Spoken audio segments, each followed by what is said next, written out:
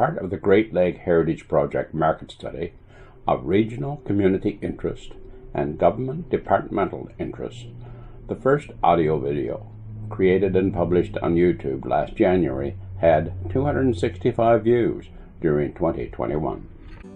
Of those views, only 15% watched half the video and only 5% watched the complete video. This year, a repost on January 31st had 60 views in the first day and 50 on the second day.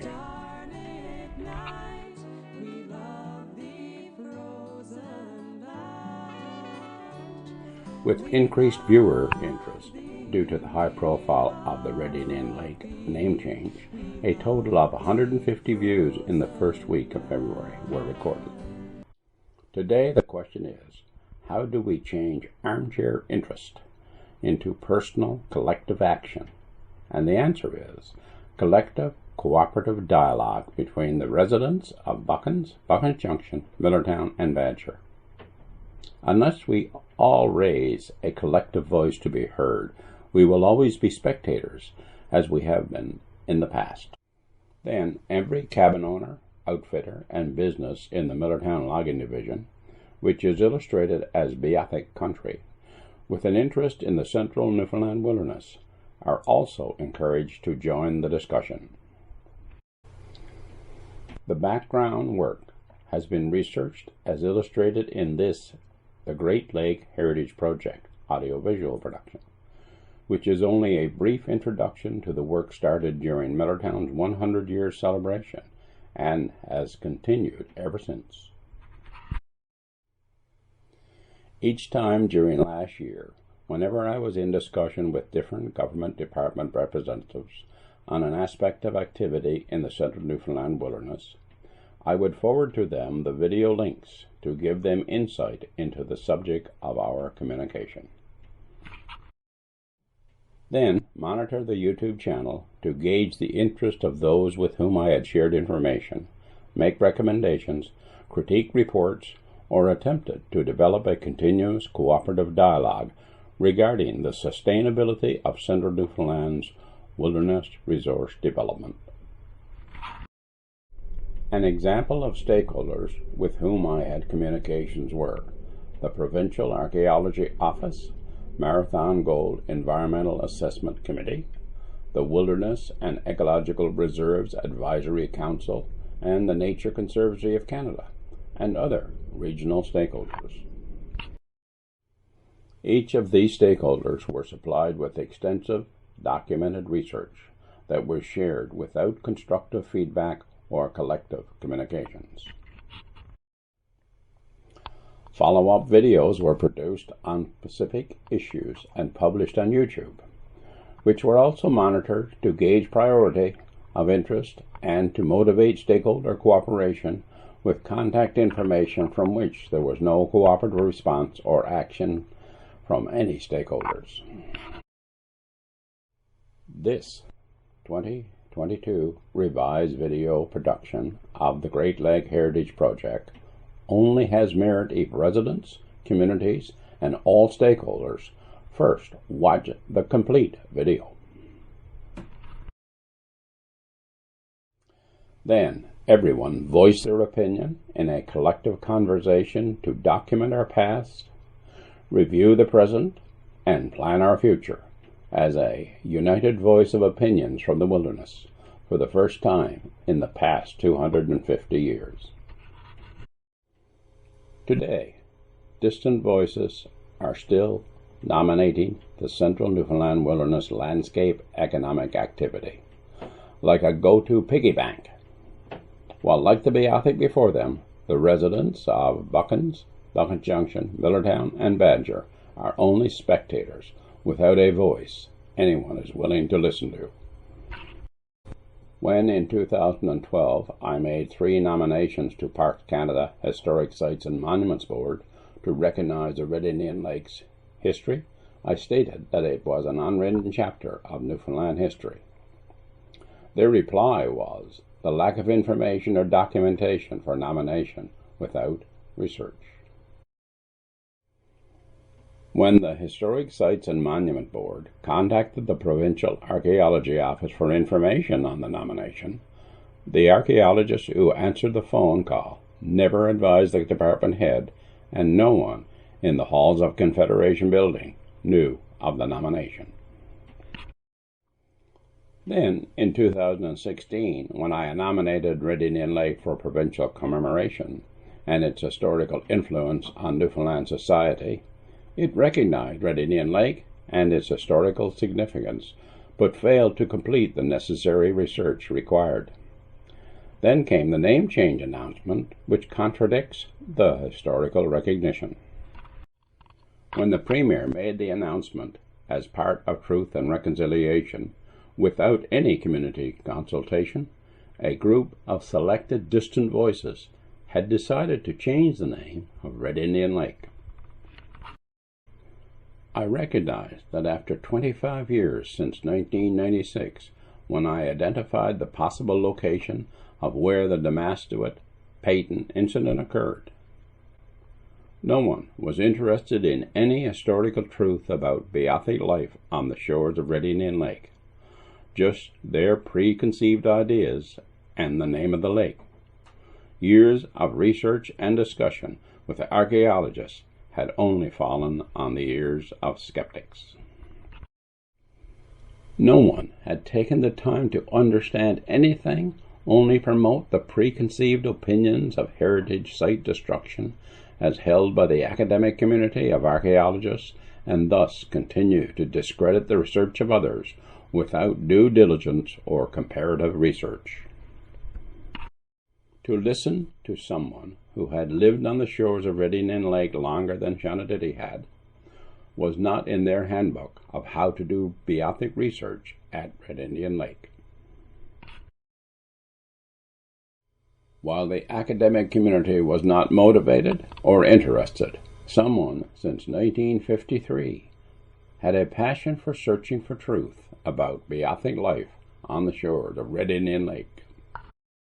Also had researched every aspect of the natural and man-made changes that occurred on the lake's transition over the last 120 years. This was done in an effort to understand how, where, and why the Beothuk had constructed the various encampments and survived the harsh conditions of the winter landscape on the shores of Red Indian Lake. In search of truth, an extensive study was completed in the comparison of Shanadiddy's maps and historical documents of the expeditions to the lake, with cross-reference to satellite imagery, and as a starting point, created a map of the lake that existed when the Beothuk traversed the region during the annual caribou migration.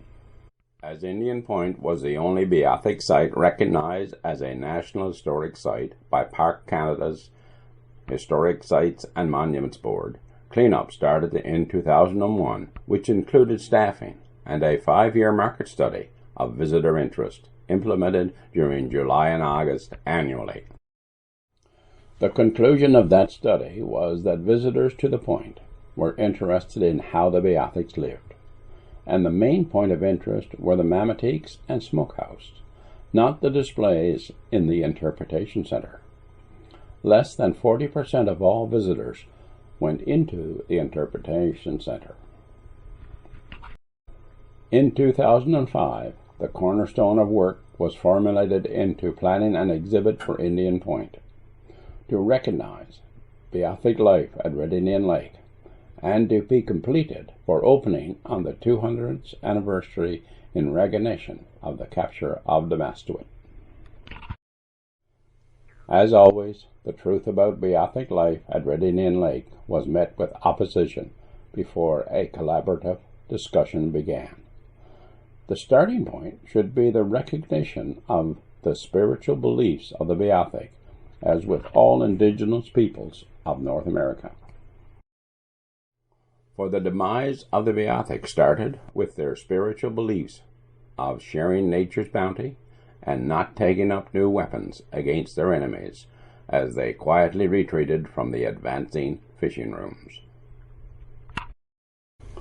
Now, motivated by the high profile of repatriation, behind closed doors, planning continues, without any regional consultation about the collective work completed by anyone, or work that needs to be done to present the truth in any Beothuk exhibit.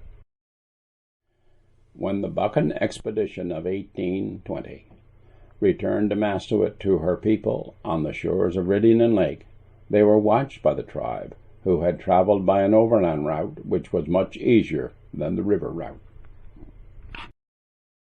That route took them to a mountain lookout that exists in the town of Millertown, which gave them full view of the eastern end of the lake, where they watched the expedition as they traveled around the frozen surface of the lake. This lookout may be an appropriate location for the building designed for Indian Point, as a proposed surrounding observation deck would have an unobstructed view of the eastern end of the lake, the Beothuk called the Great Lake. As a regional historian who grew up on the shores of Ridingen Lake in central Newfoundland, what would be more appropriate than a knowledgeable student of Beothuk life and of Ridingen Lake assist in the design of the final building and exhibit being planned in the halls of Confederation Building, as with the name change, without local consultation. A qualified graphic designer who, as a student of Beothuk life at Ridingen Lake and having researched and designed a concept building in 2005, has the knowledge and expertise required to develop such a concept based on such previous projects as the design concepts for the redesign of the third floor in the Newfoundland Museum and Port aux Basques Tourism Interpretation Center in 1979. Millertown, where once the largest Beothuk encampment on the shores of Ridingen Lake once was, in June's Cove, and was described by Cartwright when his expedition of 1768 trekked up the Exploit River and around the eastern end of what he called Lake Bathurst in search of the Beothuk.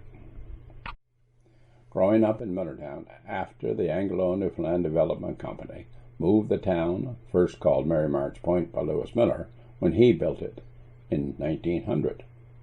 My search for the Beothuk started in 1953, when I graduated to grade 8, which was taught in the principal's classroom in the town's 3-room school. There, in the large glass library case, was an original copy of the book written by Howley and published in 1915.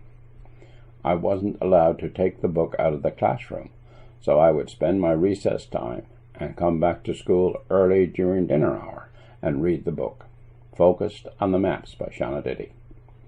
Then, on occasion, I would search the shorelines and visualize Beothuk life in the frozen wilderness. Now, looking back to when snaring rabbits in winter was a personal pastime, I recall a clearing in the woods on the north side of the lake, next to Warford Brook. That clearing was identified on a Shawnee map as the location where they left one of the skulls of the 2 Marines that were killed during the Buchan expedition of 1811. The following spring, they returned from Harbour Round, where they had spent the winter after the 1811 incident, and again celebrated their victory. As the Newfoundland Academy of Art had closed, I ventured to Toronto to study advertising design at the Ontario College of Art, returning back to Newfoundland in 1977. Then, in 1980, I again became focused on my search for Beothuk life at Ridingen Lake during the summer. The knowledge of my work was done in consultation with, and always shared with, archaeologists at the Provincial Archaeology Office. The contradiction by those who I consulted always started by their expression that all Beothuk sites have been destroyed by the changing lake levels caused by the dams built at the Exploit River outfall. That opinion dominated discussions for years, until the 2016 verification of an undisturbed outspit that matched the description I had researched and defined in 1980 that was verified by the Provincial Archaeology Office. My research had concluded that Beothuk winter mammoths were built on sandy points that jutted out into the lake, sandbars that were built up as the wind and wave action shifted the sand down the shoreline, which interacted with the outflowing brooks, causing the buildup of those sandy points. When the Beothuk built their winter mammoths, they could easily dig down into the sandy points, and in doing so, would take out the network of tree roots of the forest floor. This was confirmed by my observation of forest regrowth after clear-cutting during logging operations.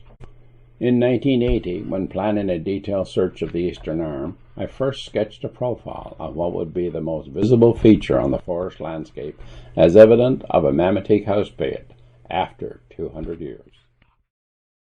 In contradiction to the common statement that the changing lake levels had washed such archaeological sites away, I planned a zigzag search pattern from the high water mark tree line 100 meters wide based on the terrain.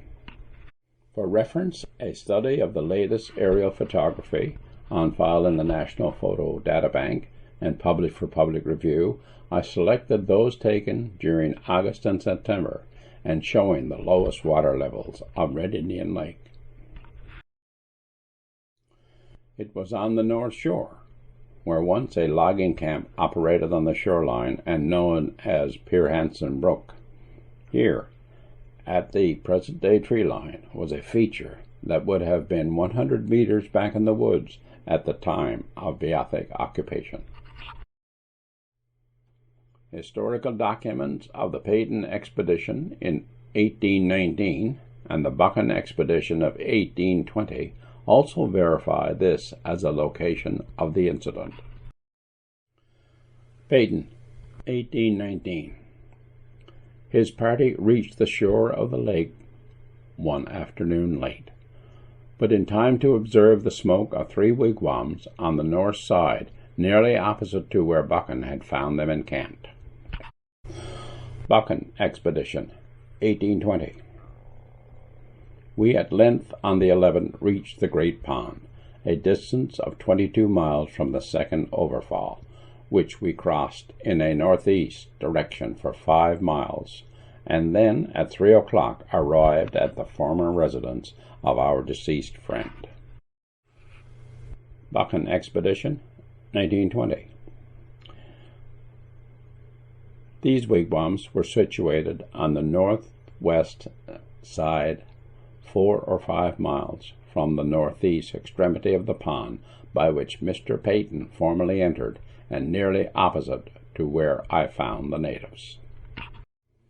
When you take into consideration the actual distance from Exploit River outfall to June's Cove, it's 4 miles, and the distance across the lake at that point is approximately 1 mile to Pier Hansen's Brook, and as shown on Shawnadiddy's map, merits verification. As outlined in the 2005 Takamahaka proposal, the identification of the location where this tragedy and other historical events in Beothuk life occurred at Red Indian Lake should be the cornerstone to any repatriation exhibit that returns the remains to its rightful location, overlooking the shores of the Great Lake.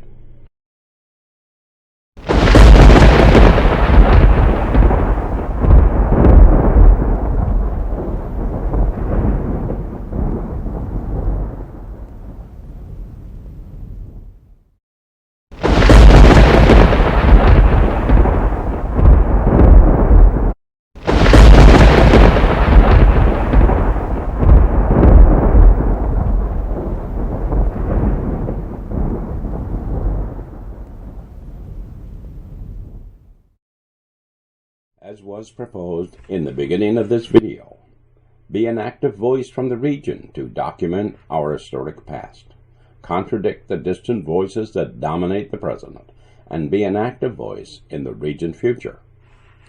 Any department, council, stakeholder, or individual who would like to share in the path to our region's future, join a collective discussion, contact A.W. Taylor.